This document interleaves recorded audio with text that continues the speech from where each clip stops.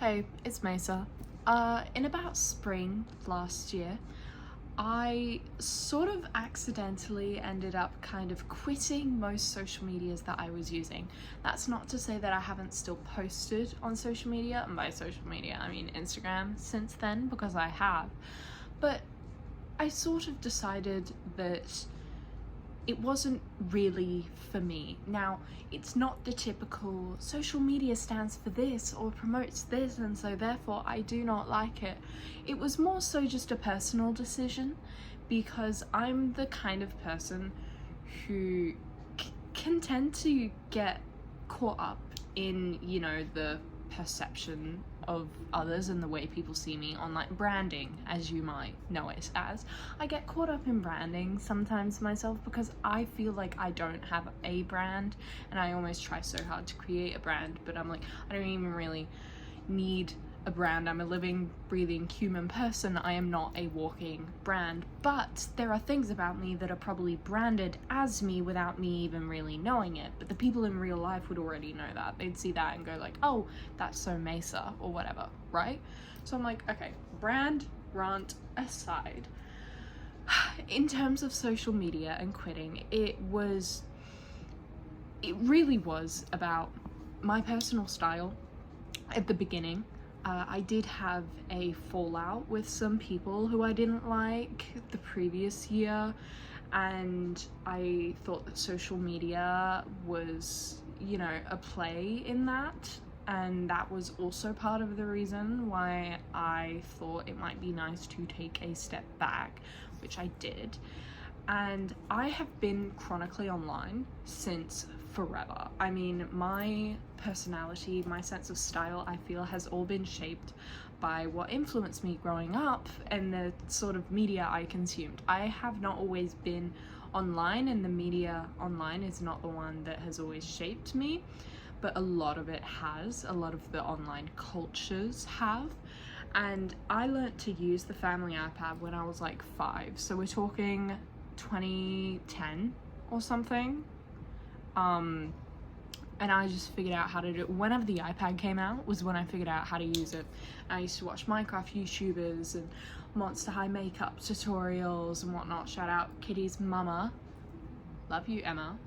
But yeah, that was sort of my childhood. I'd watch Barbie Life in the Dream House compilations, and I would watch Monster High compilations and so many other things. And as the internet evolved, especially post-COVID, when the whole aesthetics thing became a thing and something that people would talk about, I noticed the whole people say that Gen Z loves labels, and I get that, and some people are comfortable with labels, and you do you. Like, if that is you, 100%, if it makes you feel better about yourself.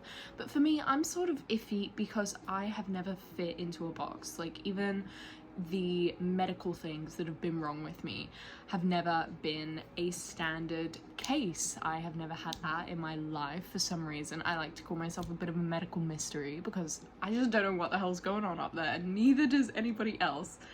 But yeah, so I was like, okay, I'm not categorizable by one box. And I used to go around my whole life saying, how would you describe my style? Because I wanted to categorize myself so bad in one of those boxes, but nobody could ever give me a clear-cut answer. I think the closest I got from someone was like, oh, you're very pastel goth. And at the time, I think I was leaning a bit more into, the soft pastel-y colors, and when I wasn't wearing that, I was just wearing black. So yeah, I can see how that might have been the opinion at that time, and I have nothing against pastel goths. I love them with my whole heart, and I love the style, and if I can dress pastel goth, I will dress pastel goth. But I understood, and so did the person who told me this, that my style and sense of self goes much deeper than that, and that was nowhere nearly enough to actually describe how I genuinely would be day to day. So, I kept going and going, and the aesthetics themselves kept evolving and evolving each day and all the time, and eventually I got to a point where I was like, okay, this is a bit much, because I felt like my own personal style was being erased and trying to be put into a box of, no, you need to be coquette, or I don't know, whatever, what office siren, whatever the heck's going on with that, you know. So essentially I was pushed into this corner and started losing my own sense of self. And my sense of style is something that I have held very close to me my entire life growing up. It was the one thing I had that I felt made me who I was, because I always felt so different from the other kids, and other kids would often say, hey, you know, I think your personal style is pretty cool. It's nice that you are so independent. I mean, I used to wear tutus around all the time, like constantly. For God's sakes, growing up, it was like I would wear them every Friday at least, and all the time, on weekends, birthday parties, any time, to the mall, grocery shops, I would put on a tutu and some jeggings underneath them. And I loved it, but I didn't like to see those elements of me get sort of whisked away in the sense of media and what I was consuming and trying to put myself up to be. So I thought, you know what, no, I need to get away from this phone right now. I need to disappear. And so I did. Simply put, I did disappear. I started reading books outside on the back of my dad's car, watching the sunset every single night over the course of spring and summer last year, and it was amazing. It was lovely. I thoroughly enjoyed it, and I got lost in so many books. But eventually I reached a point where friends and family started asking me, hey, why aren't you posting on social media? And then this only became worse when I turned 18 and was like, all right, I'm gonna go travel the world. So I went to go travel the world. That's exactly what I did. I say the world as if it's not just like a corner of the southern hemisphere. But I went, I traveled, and I hardly posted anything from it. Honestly, it was freeing, but it was also very debilitating, because I almost had this weight on my shoulders the entire time. I'm like, I know I should be enjoying this, but I feel like if I'm not posting about it, then it picks or it didn't happen, essentially, was all that was going through my mind. And the people who were close to me and the people that I saw knew that this was happening, but it still felt very wrong not posting anything or letting people know, hey, I was here and this is what I did. And I explained to my mum, also in conversation a little bit ago, that I feel wrong posting on social media now because, and this is how I say it's kind of an accidental semi-quit, I feel wrong posting on social media now because I don't want to give people the idea that that's exactly how my life is. I don't want people to see like me doing this and that and being like, oh my gosh, you're having such a great time, because the reality is I'm not. And I understand that everybody puts a facade on for social media and wants to be perceived in a specific light, in a specific way, branded a specific aesthetic, you know, for their Instagram feed or their friends or employer, whatnot. But it just feels so crushing to me to have that sort of pressure. And you can call me lazy, you can call me depressed, but I just don't want to put out the image that I'm having a good time and I'm doing all this incredible stuff, because people are going to think that. They're going to see those photos and be like, wow, you're having the time of your life. But I'm not. Like, I want to come across as truthful as I possibly can and be as honest and as true to myself as I can. And there is a way to do that through social media and through posts, but I just do not think that right now is the time in my life where I can be doing that. And maybe that is why I have this channel, is because I feel like I can freely express myself and my thoughts and opinions on this channel and how I truly am as a person, because very few people end up in conversation with me like I am with you now. And it's comforting because I don't feel that pressure of trying to stick to a label.